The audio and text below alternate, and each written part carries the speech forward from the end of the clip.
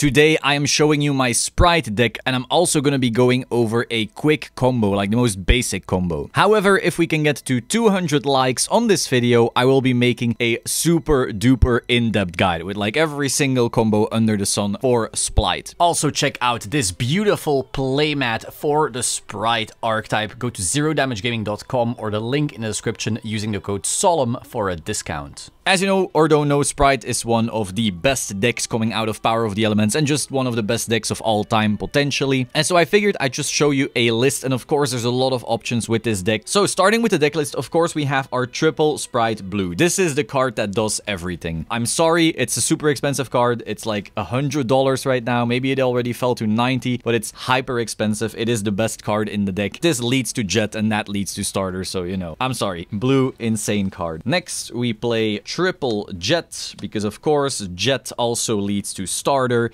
and that then leads to blue, and that then leads to red, and so forth. Then we play triple Starter. Of course, this is probably the best card in the deck. This leads to blue and then leads to Jet, and we keep on going and going and going. This deck is ridiculously consistent, and every single card is basically worth 3 cards, at least from these 9 at least. It's really incredible, so we play 3 of this. Then we play 1 red, 1 carrot, and 1 smashers. Now I know a lot of people like to play 2 red and then 1 carrot, 1 smashers. That's fine too, especially if you're right now on a budget and you notice, damn, some of these staples are expensive, maybe you can only afford 1 or 2 blue, then definitely consider, you know, upping the amount of red or the amount of carrot. They are commons after all, but I do think this is optimal, or maybe 2 red. I wouldn't go higher unless you're playing something like a Pot of Desires type of deal. Then we play triple Swap Frog. This is part of the Frog engine that everyone knows and loves by now. And then we have 1 Ronin Totem, 1 Dupe Frog. Now I know not everyone is on Dupe Frog.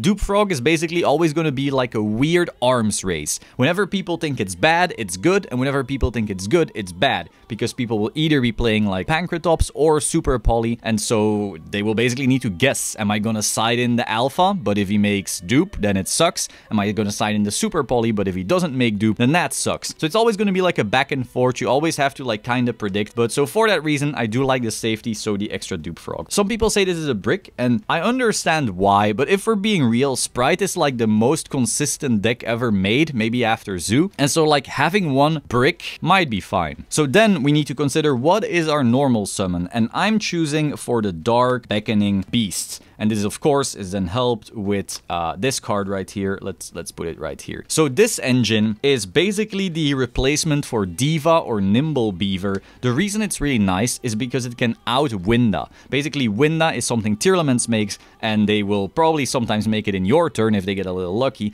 Then you can no longer special summon, and now you're doomed. However, if this is your normal summon, it can actually normal summon again. So you haven't specialed yet. You can then overlay them in Onibimaru, out to Winda, and then keep on playing. Apart from that, it is also pretty resilient, because once it dies, you can then get it back with the spell. And so you basically have 3 summons in 1 card, rather than the 2 summons that Diva has. The combo can also make Almirage, so this way you're also safe from Ogre, which is pretty big. Like a lot of people were saying, oh, Ogre is going to be insane this format, it ruins Spright. But if you can make an Almirage before they can even hit your Gigantic, well, good luck. So that's why I really like this specific engine over Diva right now. That doesn't mean Diva is bad, but you know, it's just a meta call, let's say. Next, I'm playing 1 Plague Spreader Zombie. I do really like this card still. If you already opened full combo, by the way, by opening Swap and something else, you can then search this of Gigantic, so that way you have like follow-up built into your graveyard. So that's why I really like it, but it's not required. You know, if you don't have a Plague Spreader, you could just play an extra hand trap or something like that. I'm just trying it out for now. And of course, this is my childhood ultimate rare copy, so I might be very biased as well. Next, we have 1 Called by the Grave, because I do think this card is still insane, especially if you're like going first, Tearlaments tries to hand trap you on your turn,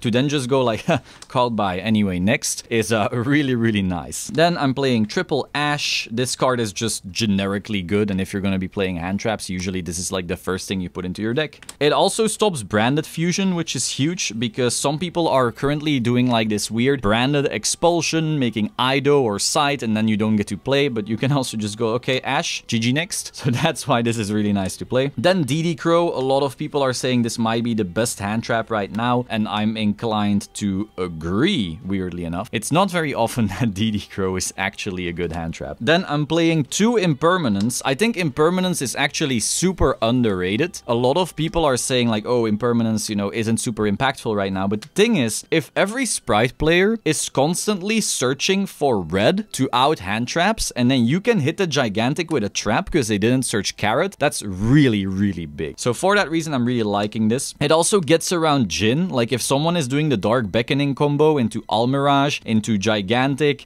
with a Jhin on board that then, you know, plays around Nibiru, plays around Ogre, and then you just go, okay, Imperm, you want to scoop it up, buddy? That's why I really like Imperm right now. Only 2 because I really wanted to stick to 40 cards, but if there's anything in this list you don't like maybe you don't like the Plague Spreader, you can definitely play 3 of this instead. Now, I'm not playing that many hand traps because I like going second crazy board breakers. Now, it's possible as the format progresses that those become less good and then maybe you don't want to play them, but I'm liking them. So first of all, we have triple Dark Ruler No More main deck. This is really ballsy though. Like, I know a lot of people are main decking Dark Ruler together with like Gamma, but that's so many cards that brick you going first.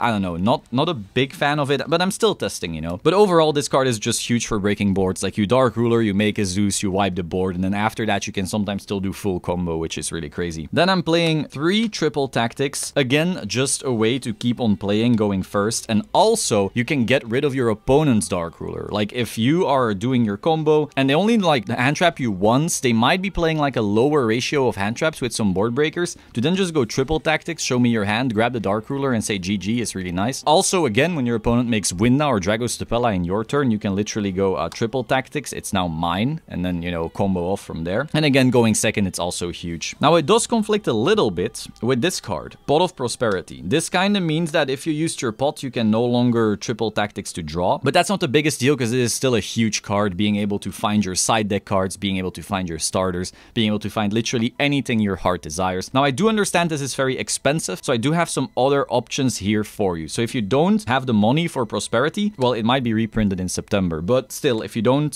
can't wait and so forth, here's some options. First of all, there's of course the 3rd Imperm, you know, if you're not playing that yet, I think this card is really good. There's also triple Veiler, you know, if you just want more hand traps, then that's definitely solid as well. You could also be playing Bell. Like, Bell is basically sometimes worse Crow and sometimes better Crow, so that's an option. Some people are also swearing by Ogre, which is still a solid hand trap, but again, if people are doing the Dark Beckoning thing with Almirage, this card gets much worse. And then 1 Monster Reborn is also an option. This card is really underrated, but basically being able to like summon back stuff without activating Elf or Gigantic or anything like that is really solid for extension. And in the mirror, being able to steal your opponent's like Spright Blue and then just get going is absolutely incredible. So these are just some options, you know, if there's anything in the deck you don't like, or if the Prosperities are too expensive, you know, some of these cards might be solid replacements in the deck. So now for the extra deck, we're playing 2 Spright Elf. This is the craziest card ever. Like, some people are saying Gigantic is the crazy card, but I think maybe Elf is actually like the best card in the deck. I don't know. Crazy, crazy. This is part of, you know, all your big combos, but again, I'll be showing you a combo very soon here. Then I'm playing 2 Gigantic Spright. You do really want the 2, especially in the grind game. Like, these are the 2 cards that you're definitely going to be using like multiple times in the game, because this deck doesn't tend to OTK that much. It usually, you know, can play a little bit of a more controlling game. So next we have Underworld Goddess. This can either be a way to break opponents' boards. If they're playing Adignister, some Mad Mech thing, you can literally just summon all your sprites out really easily,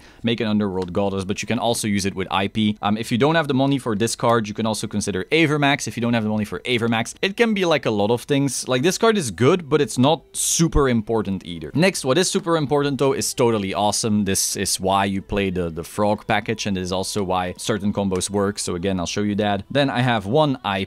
This is usually, if you have like a strong hand, this will be on your board, and then you can spin your opponent's stuff with Unicorn, or steal your opponent's stuff and make a Underworld Goddess. But again, you don't do that every hand, so the Underworld isn't, you know, that big. But being able to have a board that then also has an IP on it is still pretty big. Then we have the 1 Almirage. This still turns Swap Frog into a combo, and of course, when you're doing the Dark Beckoning combo in order to play around Ogre, it's also really good. And then we have the package Sky Cavalry, Downerd, Zeus. Zeus. This is basically the board wipe package. Like, you make 2, turn into Sky Cavalry, this thing can't die. Please, by battle, you attack into anything, you can try to spin, maybe that baits out a negate, then you go into Down Earth Magician, Zeus, and now you have like a bunch of material. If you didn't use Sky Cavalry, that means you can now Zeus wipe twice, and if you did use it, only once. Then the 1 Unicorn for the IP, Dark for the mirror, you can basically steal your opponent's blue or jet, and then you can also crash this to look for your own blue or jet. Only Bimaru, again, to out a Winda, but also other cards sometimes. And then finally 1 Cat Shark. This cutie can make your gigantic Spright actually gigantic. You turn into a 6,400 attacker, so this way you can OTK at least. Like, there's a pretty clean line to it usually. So now let me quickly show you one combo with just a Spright starter. So we're going to activate Spright starter. It's going to get us blue. Then blue will activate, searching us jet. And we'll special out jet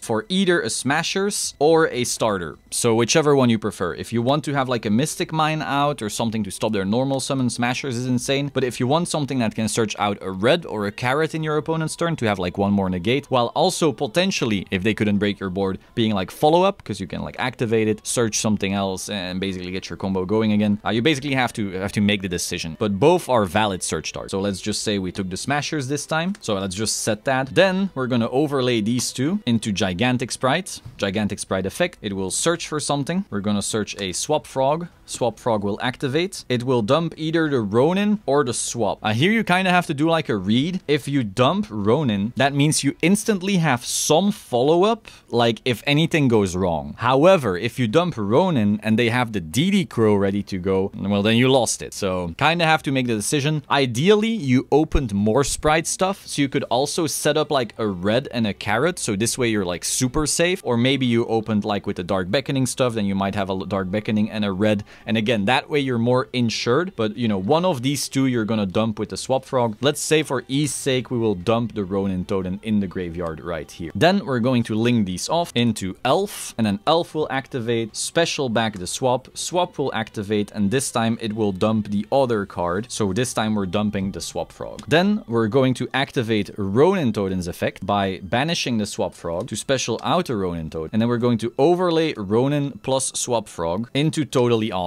Now, it's very important that this Totally Awesome is in a column that is pointed to by the Spright Elf, because this way it cannot be targeted. So if your opponent wants to use like an Imperm on it or anything like that, they can. Now, when it's your opponent's turn in the standby phase, you're going to activate Totally Awesome, getting rid of one of its materials to special out a Dupe Frog. And what Dupe Frog will do is that your opponent can only attack the Dupe Frog. They cannot just, you know, go to battle phase and attack into Toad or attack into Elf. This way they're kind of forced to play into the negates you've got set up. Because, if you don't know, if your opponent now activates anything, your Toad can negate and destroy it. Depending on certain situations, they can then steal it, so you can grab their card. Toad will have died, will add back your Swap Frog to your hand for follow-up. Elf can then revive the Toad if your opponent has a monster on the field, which they usually will, or you're just waiting for them to summon something. And now you can negate again. So then you can go Toad again, negate, and then you can add the Ronin Toad into your hand. And now you basically have follow-up ready. And of course, depending on if you opened any other Sprites or anything like that, you also still have your smashers. And then you can out one more thing. But again, all of this is from just 1 Spright starter. And again, if you open more, there's also 2-card combo versions of this. So if you want to see all that, also with the Dark Beckoning Beast and all of those plays, be sure to like this video. Again, at 200 likes, we're going to be doing an in-depth combo tutorial for this deck. So that's my Spright deck. I hope you found this very interesting. Be sure to like, comment, subscribe. Also, if you still need a Spright playmat, go to the link in the description, zerodamagegaming.com. You can use the code SOLEMN or the code DRIP for a discount, because yeah, this is a very dripped out archetype. Hope you found this interesting, and I will see you soon. Ciao.